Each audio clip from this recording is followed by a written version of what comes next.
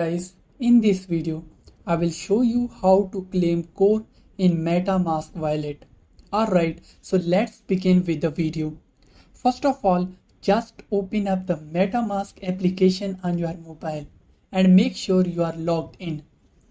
Then you simply have to tap on this drop down menu in the top right corner. And in the drop down menu, you have to select this Core DAO. Then tap on this browse icon. And now when you are on this window, you have to tap on the search bar and just simply paste it here, coredao.org. Then tap on enter and now you will land on this page. On this page, tap on these three bars in the top left corner and then tap on this airdrop. Now from here you have to select your country and then tap on this confirm. Now tap on this connect wallet. Select your wallet and tap on this to continue.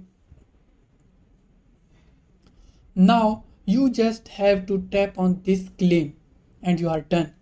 So that's basically how you can claim core in MetaMask wallet. Consider subscribing if you find it helpful.